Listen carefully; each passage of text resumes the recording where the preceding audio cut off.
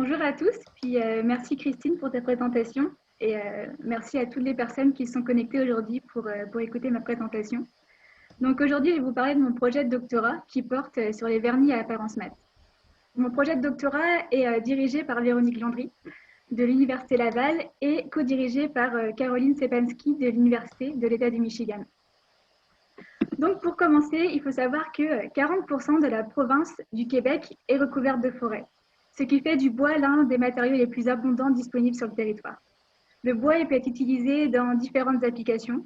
La plus connue, c'est dans l'application des infrastructures, donc dans les bâtiments. Le bois, on peut également extraire des molécules du bois. Donc on va extraire des molécules d'intérêt pour pouvoir faire des nouveaux matériaux. Il est également utilisé dans le domaine des pâtes à papier ou également dans le domaine énergétique. Mais le bois peut aussi se retrouver dans nos intérieurs, tels que sur nos planchers ou sur nos meubles. Et donc, c'est dans cette catégorie d'utilisation du bois que je vais travailler. En effet, on passe 88% de notre temps en intérieur, contre 6% en extérieur et 6% en voiture. Ces chiffres datent de quelques années et puis je pense que si on devait les mettre à jour en cette période, en 2020, on pourrait dire qu'on passe quasiment la majorité de notre temps en intérieur avec tous les confinements qu'on a vécu. Et donc, le fait d'ajouter du bois dans nos intérieurs permet d'augmenter notre bien-être. En fait, le bois, c'est un matériau qui est naturel, qui est chaleureux, et c'est aussi un matériau vivant qui va pouvoir être dégradé par différentes agressions, que ce soit chimiques ou mécaniques. Et donc, c'est là qu'intervient le CRIF.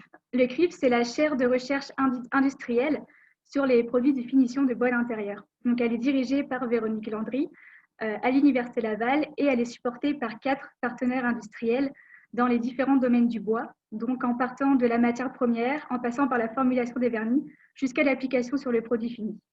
Donc le but et l'objectif général de ce groupe de recherche, finalement, c'est d'accroître l'utilisation des produits d'intérieur d'apparence en bois d'intérieur. Et donc, ce groupe de recherche, il est divisé en 3 axes de recherche.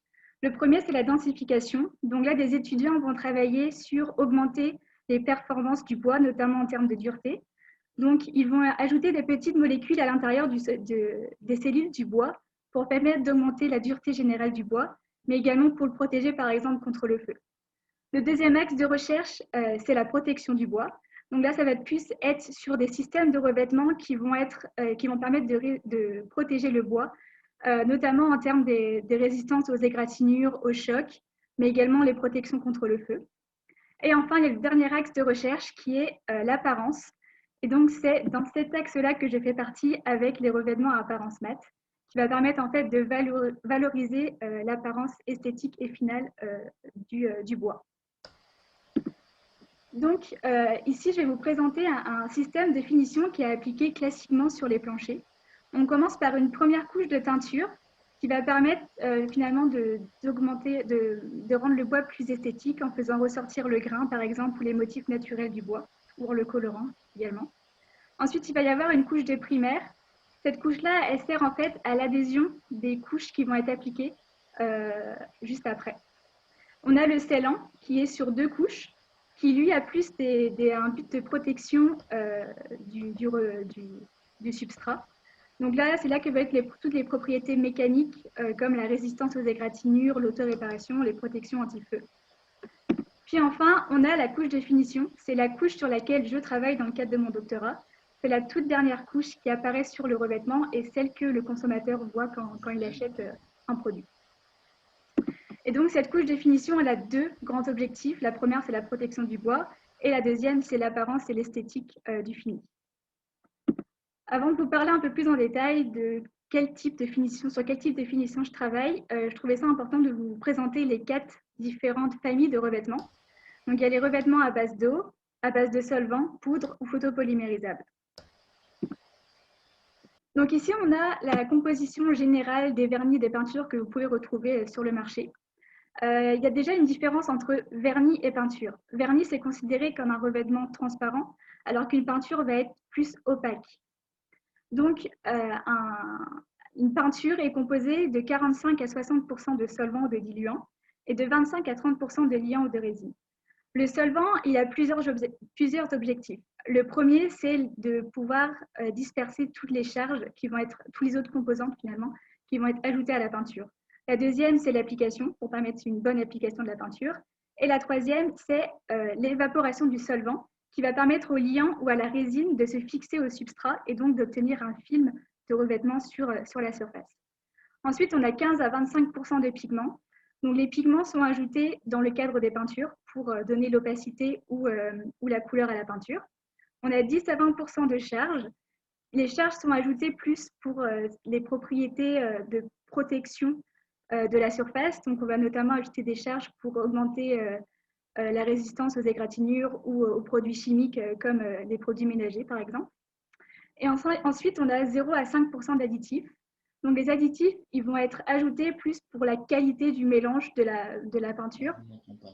Ça peut être des dispersants, des anti-mousses et des anti-bulles. Et ils vont également favoriser l'application d'un film homogène sur la surface.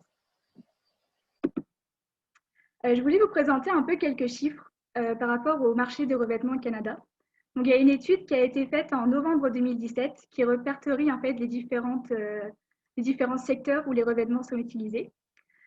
Et donc, le marché principal revient à tout ce qui est architectural, donc pour tout ce qui est peinture intérieure et extérieure des infrastructures.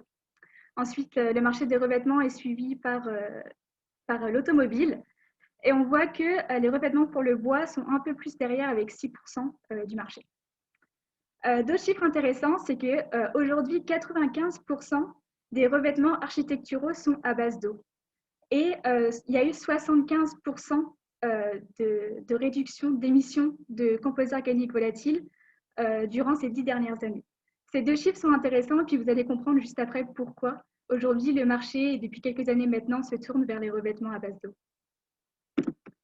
Donc justement ici, je vous présente, j'ai opposé en fait un revêtement à base de solvant et un revêtement à base d'eau.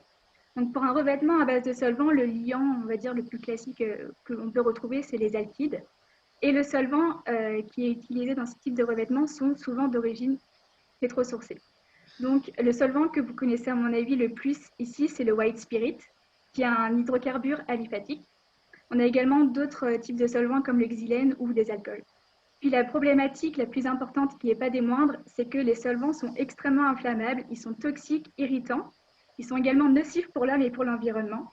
Donc d'où je vous parlais que la réduction des COV, des composés organiques volatiles est préférable, c'est qu'il y a des réglementations qui sont mises en place depuis quelques années maintenant pour réduire en fait l'utilisation de ces solvants. Et également, les solvants continuent à émettre les composés organiques volatiles jusqu'à 2 à 3 ans après l'application. On va quand même trouver des petits avantages à ce type de revêtement, c'est qu'ils sont faciles à appliquer et sont résistants aux rayures. Puis le marché commence à se tourner, se tourne quand même depuis des années maintenant, vers les revêtements à base d'eau. Donc là, il y a différents liants qui peuvent exister, les alkydes qui sont également présents dans les revêtements à base de solvants, les peintures au latex, acrylique ou vinylique. Puis là, le diluant utilisé, ça va être de l'eau. Donc on n'aura plus ce problème d'odeur, ou on aura même très peu d'odeur. Ce sera des peintures qui sont moins toxiques, faciles à appliquer et qui ont un processus de séchage rapide. Donc le fait que la peinture sèche vite, c'est un avantage comme un inconvénient. En fait, ça va dépendre de l'application faite du revêtement. Si par exemple, c'est un artisan qui vient peindre votre mur et que la peinture sèche en 30 minutes, ça va être problématique pour lui parce que s'il a des retouches à faire, ça risque de laisser des marques. Mais c'est également un avantage, par exemple, pour les planchers. Si le revêtement sèche au bout de quelques heures, ça évite de devoir attendre 3 jours, par exemple, pour aller marcher dans votre salon, par exemple. Pour les revêtements à base d'eau, ils sont présentés comme des petits désavantages, pardon. C'est qu'ils sont considérés comme moins résistants ou sensibles au lessivage. Quoique, aujourd'hui, quand même, ils sont des très bons concurrents aux revêtements à base de solvants. Ensuite, on a les revêtements poudre. Donc, ils ne contiennent pas de solvant et ils ont de haute résistance chimique. Donc, ça veut dire que c'est des revêtements qui sont 100% solides. Et il y a deux types de revêtements. Les thermoplastiques, qui ont plus une fonction protective que décorative. Le film qui va être appliqué sera assez épais. Mais l'avantage de ce type de revêtements, c'est qu'ils sont recyclables. En fait, si je peux vous expliquer ce que c'est un thermoplastique assez rapidement, C'est un matériau qui, sous l'effet de la chaleur, va pouvoir devenir mou et refondre. Donc, une fois que le film sera appliqué, on pourra le faire refondre et le recycler ou le réutiliser.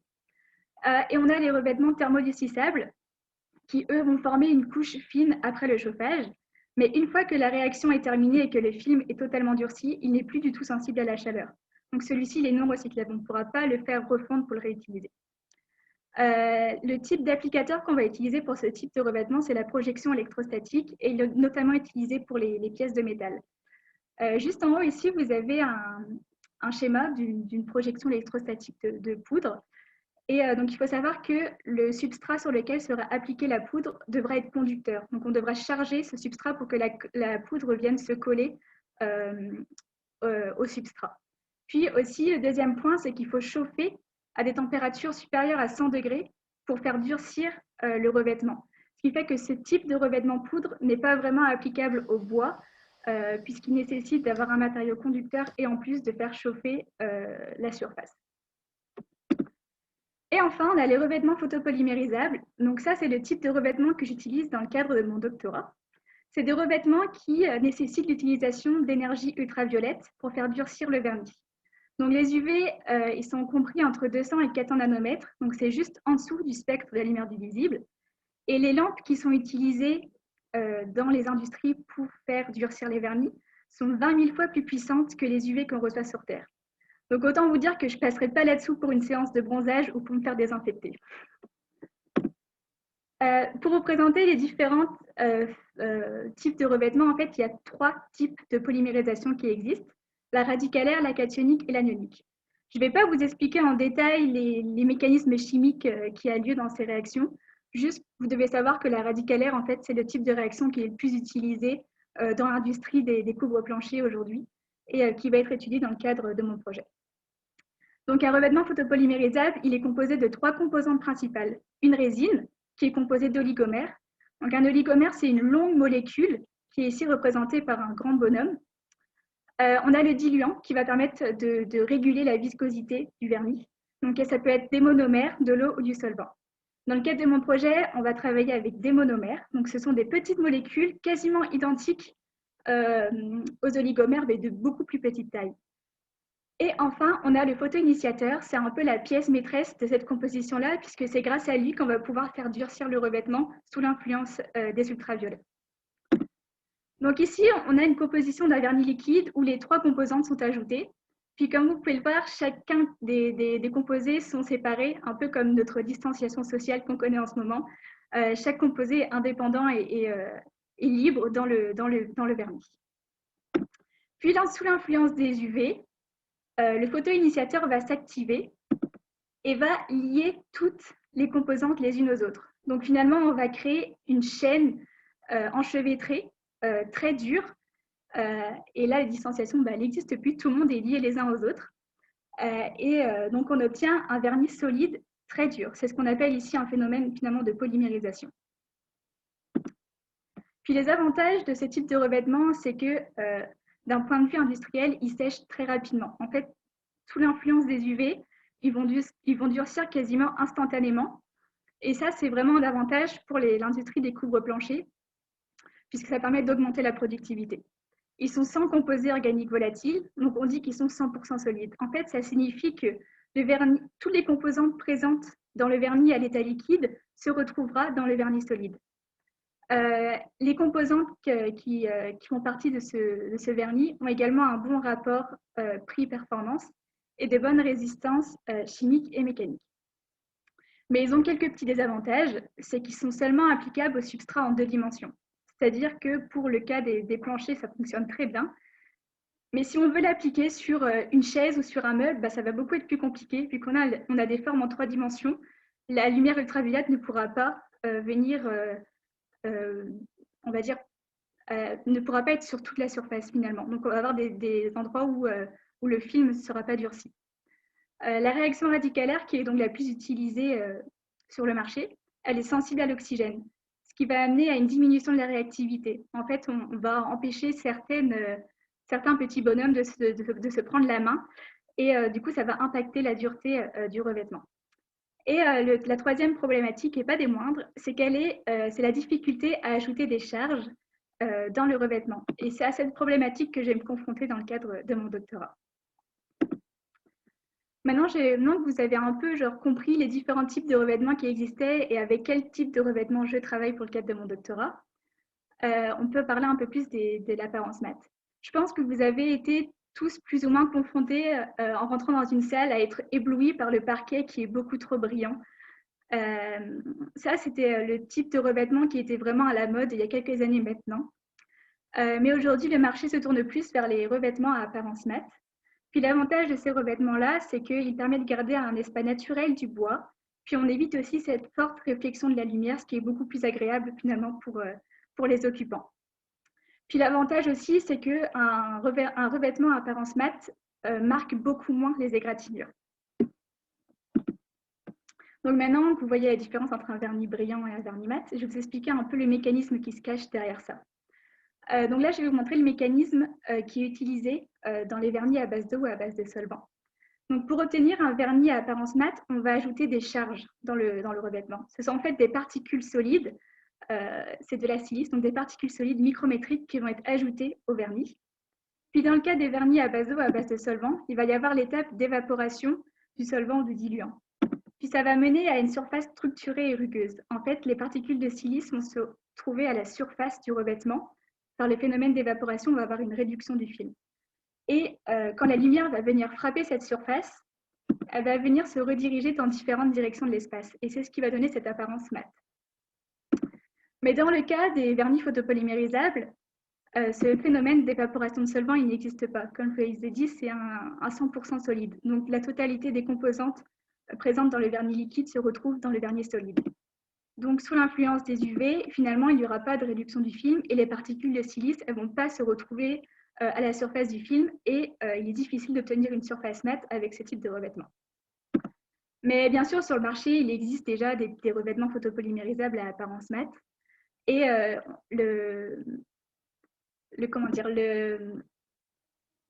la façon la plus simple finalement de réduire la brillance de ce type de revêtement, c'est d'ajouter une plus grande quantité d'agents de mattage. Mais le problème, c'est que la silice, c'est une particule qui a plein de groupements OH à sa surface. Puis ces groupements-là, en fait, ça amène à différentes problématiques, comme une augmentation de la viscosité du vernis. Donc là, on va avoir des problèmes au niveau de l'application. Une diminution de la réactivité, ça va empêcher le rayonnement ultraviolet de passer à travers le vernis. On va également avoir une perte de brillance. On va avoir un effet en fait laiteux à la surface du vernis, puis ce n'est pas l'effet qu'on désire sur notre plancher. Et on risque aussi d'avoir une diminution de la résistance de surface, puisque les silices sont sensibles au polissage. Donc on va avoir rapidement des traces de griffures, par exemple. Et donc la particule de silice, elle va préférer rester entre elles plutôt que bien se disperser de façon homogène dans le revêtement. Donc on peut dire que la silice et les revêtements ultraviolets, ce n'est pas vraiment une histoire d'amour. Ils ne sont pas très compatibles, ça amène quelques problématiques qui sont quand même aujourd'hui encore présentes dans ce type de revêtement. Et donc dans le cadre de mon doctorat, j'ai décidé de enlever ces groupements OH, en fait de les remplacer par un monomère. Donc si vous vous souvenez, les monomères, ce sont des petites molécules présentes déjà dans les vernis photopolymérisables. Donc ici, j'ai fait un petit schéma où j'ai remplacé les OH par, si vous vous rappelez, les petits bonhommes qui représentent les monomères. Et donc le fait d'avoir greffé, d'avoir modifié la surface de la silice par ces petites molécules, j'ai amélioré les propriétés matifiantes du vernis grâce à une meilleure dispersion de la silice dans le revêtement. Le fait d'avoir des petits groupements réactifs comme ça, qui sont compatibles avec la silice, ça a eu peu d'impact sur la viscosité du vernis. Puis le fait aussi d'avoir greffé des groupements réactifs, ça permet de la faire réagir avec les ultraviolets. Il y a également une augmentation de la transparence, parce qu'il y a formation d'une couche organique autour de la silice. Et enfin, une augmentation des propriétés mécaniques, puisqu'il y a moins ce phénomène d'arrachement à la surface, vu que les silices sont vraiment intégrées au revêtement. Donc finalement, on peut dire que j'ai réussi à créer une histoire d'amour qui au début ne devait pas forcément l'être, et de rendre compatible deux composés qui ne l'étaient pas au départ. Et mon prochain défi, c'est d'obtenir un vernis mat sans agent de matage. Et pour cela, je vous donne rendez-vous à ma prochaine présentation de Paint of Science, sûrement l'année prochaine, mais qui portera donc sur les vernis automatifiants. Et puis, juste avant de conclure, j'aimerais vous faire un petit commentaire, c'est valoriser le bois dans vos intérieurs, c'est bon pour vous, c'est bon pour l'environnement. Et j'espère que vous vous souviendrez de ma présentation quand vous devrez choisir quel type de fini vous voudrez pour votre plancher. Merci pour votre attention. Merci à Christine et les MRQ pour organiser ces conférences peintes de sciences.